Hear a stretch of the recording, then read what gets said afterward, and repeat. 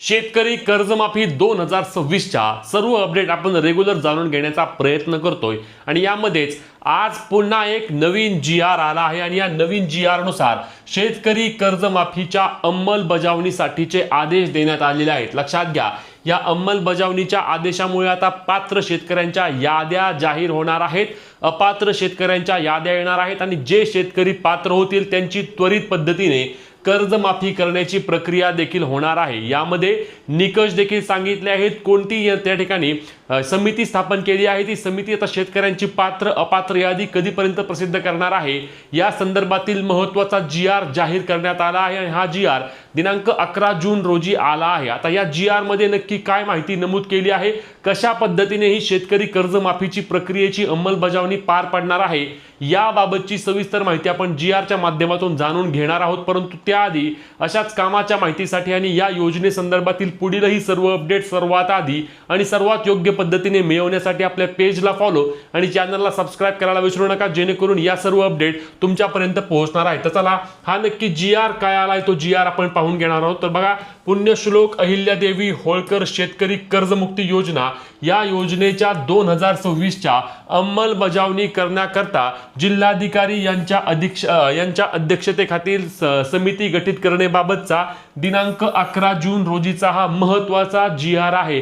हा शासन निर्णय खूप जास्त महत्त्वाचा यामुळे आहे कारण आता शेतकरी कर्जमाफीच्या अंमलबजावणीसाठीची समिती स्थापन झाल्याने आता शेतकऱ्यांच्या याद्या प्रसिद्ध होणार आहेत आणि याद्या प्रसिद्ध झाल्यानंतर त्या संदर्भात शेतकऱ्यांची आधार ई-केवायसी करून शेतकऱ्यांना कर्जमाफीचा प्रत्यक्षपणे लाभ देखील दिला जाणार आहे। आपल्याला माहिती आहे की सध्या राज्यामध्ये विधान परिषद निवडणुकीची आचारसंहिता सुरू आहे, परंतु या आचारसंहितेच्या माध्यमातून 18 तारखेपर्यंत आचारसंहिता चालेल, 22 तारखेला निकाल लागणार आहे। त्यानंतर कर्जमाफीच्या याद्या प्रकाशित करून शेतकऱ्यांना त्या ठिकाणी लगेचच त्यांचे आधार प्रमाणीकरण करून घेऊन कर्जमाफीचा प्रत्यक्षात लाभ देखील दिला जाणार असल्याची माहिती सांगण्यात आली आहे। आता हा जी-आर नक्की काय सांगतोय तर बघा, या जी-आर मध्ये स्पष्टपणे सांगितले, माननीय मंत्रिमंडळाच्या 2/6/2026 रोजी झालेल्या बैठकीमध्ये पुण्यश्लोक अहिल्यादेवी होळकर शेतकरी कर्जमुक्ती योजना या योजनेस मंजुरी देण्यात आलेली आहे।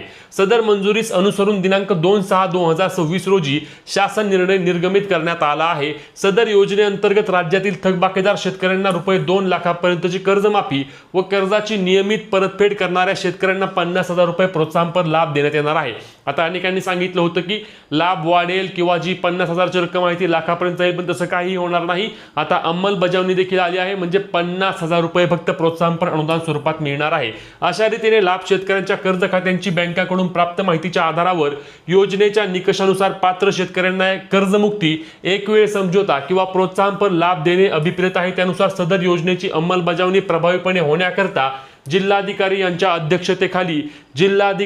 अध्यक्षतेखाली समिती गठीत करण्याबाबतचा आदेश दिला आहे। आता यामध्ये कोण कोण असणार आहे बघा या समितीमध्ये, तर यामध्ये बघा जिल्हाधिकारी असणार आहेत, जे की या समितीचे अध्यक्ष असणार आहेत। त्यासोबत मुख्य कार्यकारी अधिकारी जिल्हा परिषदेचे असणार आहेत, ते यामध्ये सदस्य म्हणून काम बघतील।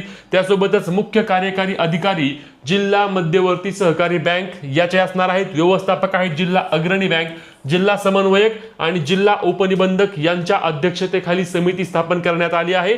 आणि यामध्ये आता समिती काय पाहणार आहे तर बघा, यांचे काम काय असणार आहे तर योजनेअंतर्गत बघा, आता ही महत्त्वाचं आहे कारण यामध्ये सर्व निकष सांगितले आहेत पुन्हा एकदा। तर बघा, योजनेअंतर्गत लाभास अपात्र असलेल्या महानगरपालिका, नगरपालिका, नगरपंचायत, जिल्हा परिषद, पंचायत समितीचे पदाधिकारी, सदस्य, अधिकारी व कर्मचाऱ्यांची माहिती, त्यासोबतच योजना पोर्टलवर अपलोड करण्याच्या प्रक्रियेस संनियंत्रित करणे, म्हणजेच की अपात्र याद्या ज्या आहेत त्या अपलोड करायच्या। त्यासोबत आधार लिंक नसलेल्या कर्ज खात्यांची यादी प्रसिद्ध करायची, ज्या कर्ज खात्याला आधार लिंक नाही त्यांची यादी देखील प्रसिद्ध करायची आहे। त्यानंतर योजनेअंतर्गत लाभास पात्र असलेल्या शेतकऱ्यांची यादी, म्हणजे जे शेतकरी पात्र असणार आहेत त्यांची यादी जाहीर होणार। यादी जाहीर झाल्यानंतर लक्षात घ्या, ॲग्रीस्टॅक रजिस्टरवर शेतकऱ्याची नोंदणी करण्याकरिता मेळावे आयोजित करणे व त्यास प्रसिद्धी देणे, म्हणजेच की जर शेतकऱ्यांचा फार्मर आयडी राहिला असेल तर त्यासाठी गावागावात मेळावा देखील आयोजित केला जाईल।